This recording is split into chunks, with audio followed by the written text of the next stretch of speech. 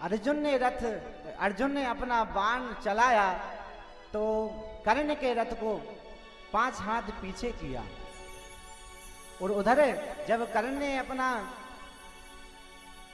बाण चलाया तो अर्जुन का रथ 10 हाथ पीछे हो गया। अब इधर जब अर्जुन के मन में विचार आया कि मेरे से बड़ा कोई भगवान का भक्त नहीं है और ना मुझसे बड़ा कोई शिष्य नहीं है, तो भगवान ने सोच लिया कि यार अर्जुन को अभिमान हो गया।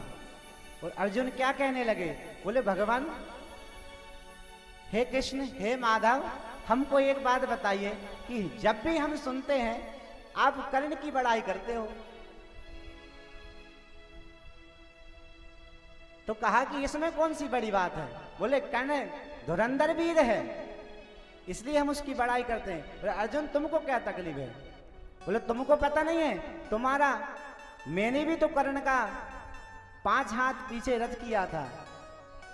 तो भगवान ने कहा कि अर्जुन, जिसमें जगत का पालन करता बैठा हुआ है, उसे रथ को कर्ण ने 10 हाथ पीछे कर दिया, तो तुम जीते कि कर्ण जीता है। तो इतनी सी बात समझ में नहीं आई,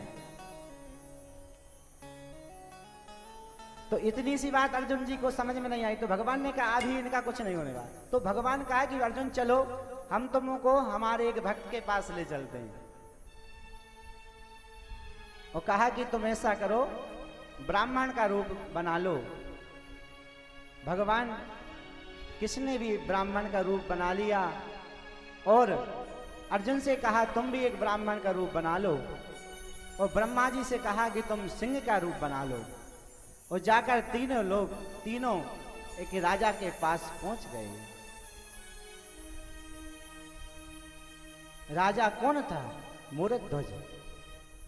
जैसे ही राजा मूरतध्वज के पास में पहुंचे और आवाज लगाई भिक्षाम देहि,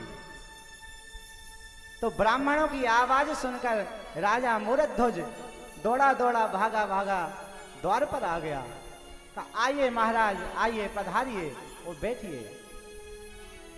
जब सत्कार किया, स्वागत किया, बोले राजन, हम तुम्हारे घर आए हैं, आप हमारा स्वागत नहीं करोगे? भोजन की व्यवस्था करो, ब्राह्मण भूखे हैं, भोजन की व्यवस्था करो।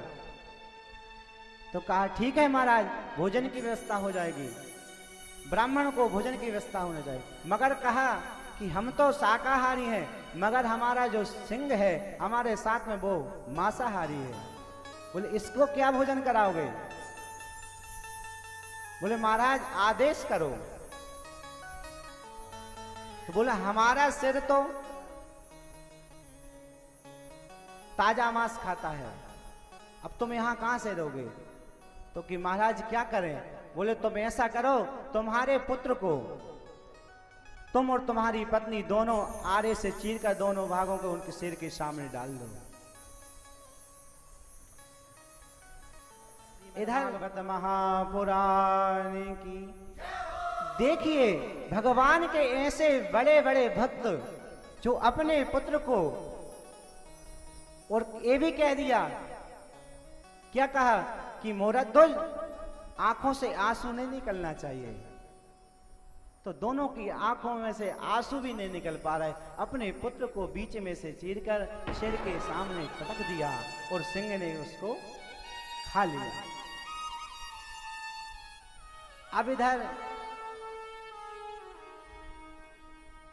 भगवान ने कहा कि सिंह की व्यवस्था तो हो गई, अब हमारी व्यवस्था करो, भोजन की थाली लगाओ। राजा हमारा मूरतध्वज को आदेश दिया कि तुम 3 थाली परसो हमारे लिए। बोले महाराज आप तो 2 हो, मैंने आपके सिंह का भोजन तो करा दिया, मगर आप 2 लोग हो, तीसरी व्यवस्था क्यों, तीसरी थाली क्यों मांग रहे हो? बोले नहीं राजन, तुम 3 थाली परोसो, हम 3 लोग भोजन करेंगे। जैसे ही 3 थाली मूरतध्वज ने लगाई और कहा कि अब तुम्हारे पुत्र को बुलाओ। आकर जैसे ही पुत्र को आवाज दी, पुत्र आकर सामने प्रकट हो गया।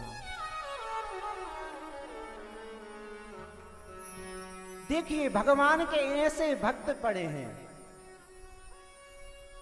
और हम लोग थोड़े से दुख से ऐसे ग्रस्त हो जाते हैं, अरे भगवान अब क्या होगा, अब तो मरना ही पड़ेगा। बोले नहीं, भगवान अपने भक्त की परीक्षा लेता है। इधर भोजन की व्यवस्था आई तो यहां एक प्रसंग आता है कि महाराज हमारे कृष्ण जब हस्तिनापुर गए तो वहां दुर्योधन ने हस्तिनापुर को सजवा दिया।